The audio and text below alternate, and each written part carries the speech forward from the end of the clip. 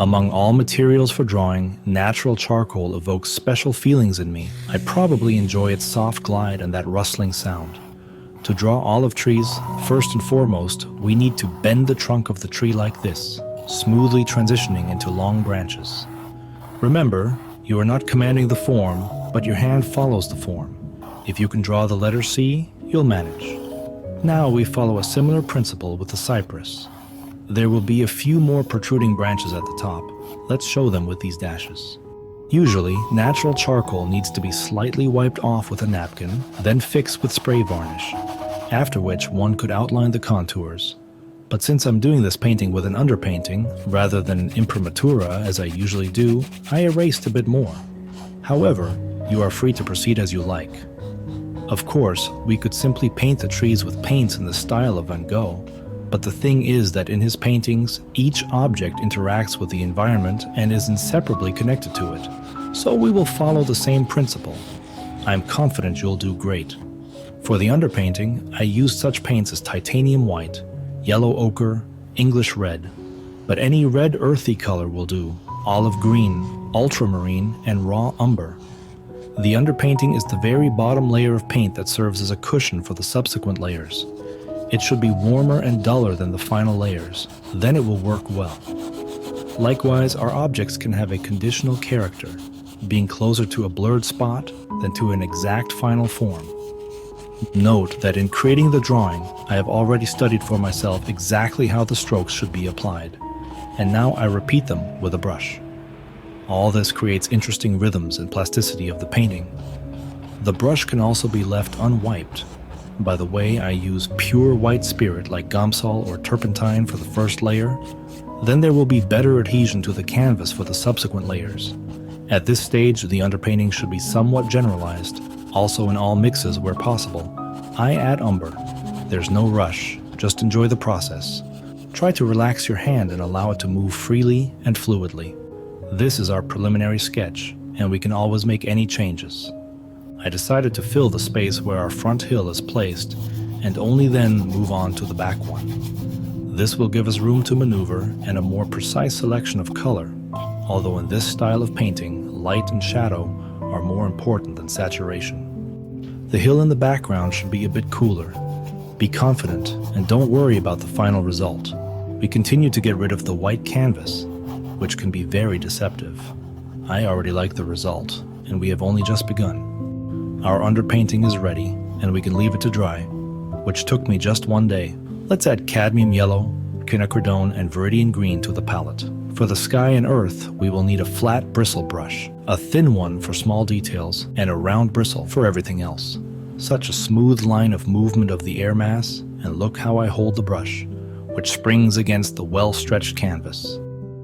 How to properly select paints and the right brushes for different types of lighting, how to apply strokes, and all this with detailed examples and mini drawings, as well as painting in general. I've collected all the answers to students' questions over many years in 14 lessons, immediately applicable in practice, which will take your skills to a new level, and all for a price even less than 1 day of car rental. Check the list of course topics at the link in the description. We continue to apply strokes, observing the movement of the air in the sky. I still add a little umber, but not as much as in the underpainting. Note that for the sky, we again avoid supersaturated paint.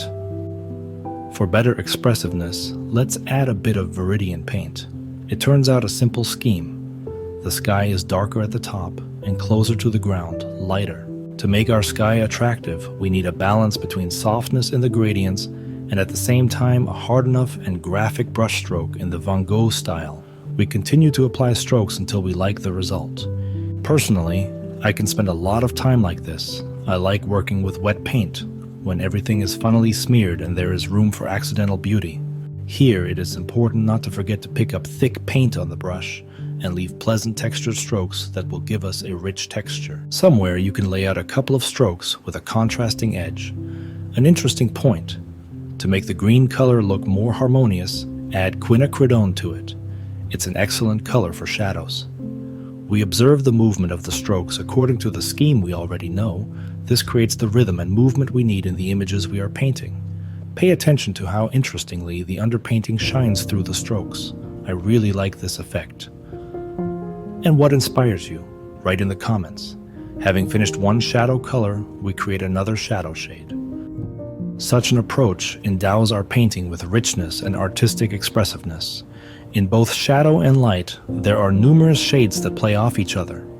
Some are warmer, some cooler. But this should not violate the fundamental principle. The shadow remains dark and the light remains bright. It is not necessary to cover the underpainting completely. Some of it can be visible. And this will only add complexity and maturity to your painting. Therefore, we gradually move from dark areas to lighter ones, so as not to accidentally stray and dip the brush with light paint into the shadows. The closer to the light part we move, it is logical to assume that we add more white paint, but we also use blue so that our color matches the sky, which acts as a light source. Of course, it is not necessary for all the brush strokes to be in one direction. A little chaos will look more than natural. By the way, when the brush picks up a bit of paint from the surroundings, like the sky, it only unites our composition more. The special thing about my tutorials is that I don't try to impress you with super realistic painting that you won't be able to repeat. I show you what you can draw right now. Through umber and English red, we create a pleasant color of dried grass. We need to be quite generous and apply the paint in sufficiently dense pasty strokes, creating a sense of surface. It might be sandy soil or dried grass. In any case, it's a pleasant contrast to the blue sky.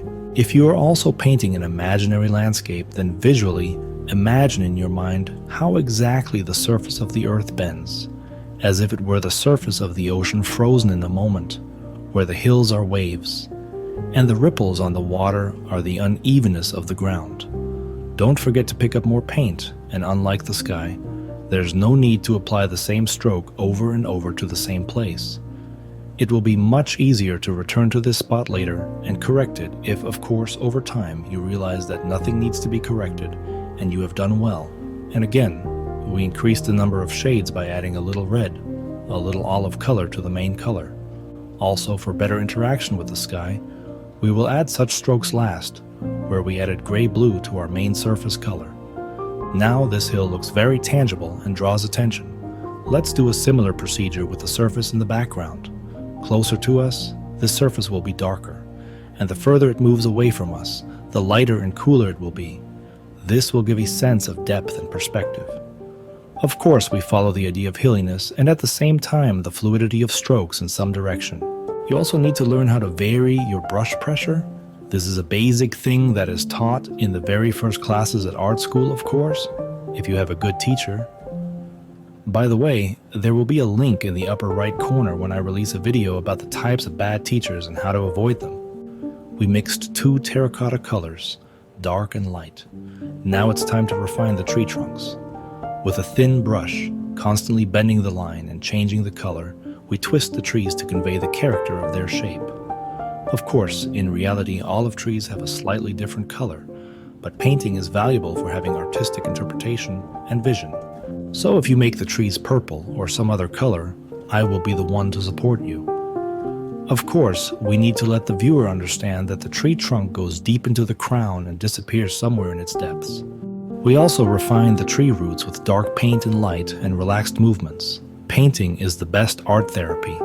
And even if you don't paint yourself, but only watch, I still believe that it has a positive impact on the emotional state. I'm sure that if a person has a passion for art, it allows them to perceive the world a little differently. I would say to feel nuances more subtly and see manifestations of life from a greater number of perspectives. I hope you understand what I mean. Yes, I'm sure you do. After all, we gathered here for this very reason. By the way, I made the shadows of the hill in the distance a little greener and softer. Again, this will give a sense of depth. It's never too late to add shadows from the trees. Moreover, applying paint on top of a wet layer, they interestingly mix. You can form a shadow not only with dark paint, but also by cutting the spot with light impasto paint. It's time to clear space on the palette, and here's how I do it. The main thing is not to miss, and not to hit the portrait I painted while studying at the Art Academy. So, we move on to the cypress, and its greenery has a slightly different shade, especially since it is closer to us than the olive trees. With a fine brush, we work with short strokes in the shadows, Also, with the movement of the brush upwards, we imitate the direction of growth of the branches. Although our main task for now is just to load the underpainting with material to work with. We also follow the principle of multiple shades. Just like that, easily and casually, haste is unnecessary here. After all, we will have time in any case. Form wavy branches that will flow into one another, and you will get an interesting picture. Some branches carefully and without pressing on the brush throw out into the sky, so that the tree has a little fluffiness, if you can say so. I hope my analogies and metaphors are clear to you. Perhaps I should sit down and write a book. Some detective novel about an artist and his fatal love. We continue to add richness of shades and textures to our cypress. In our entire painting, shades of blue are present everywhere, and naturally, we must add them to the cypress as well. However, as we've already figured out earlier, it should not be a pure saturated color, so here too, we add umber. Now we've reached such an interesting stage in painting, where it seems that nothing much changes, but in the end, these small details transform the entire picture. This is one of the principles of professional painting, where the artist works on the entire painting at once, and what is painted once does not mean it is finished and does not require further work. Besides, isn't it boring to paint something once and leave it? What about the details? What about the pleasure of the process? So we continue to detail our cypress, and I like it. We need both cool and warm shades. We can certainly add not only blue shadowy shades, but also reddish-brown colors, which often pleasantly interact with various greens. The main thing is to maintain moderation. I just continue to play with shades until I like the result. You can even take a coffee break with cookies to return to painting with a fresh look. By the way, what about music? Do you turn on music when you draw, and what exactly? Our cypress is in the foreground, and it is important to give it more details. Van Gogh has different variations of drawing the cypress. Some are flatter, some are just as voluminous. How exactly you want to draw it is up to you. The principle will be approximately the same as I show in this video. To make the fruits look adequate, we need several shades of this red-brown, darker for the dark part and lighter for the light part. In the light, we can paint our fruits pinkish or yellowish. This will add vibration and catchiness to the whole composition. By the way, I'll tell you how to choose a good canvas for painting and save your money. First, inspect the primed surface.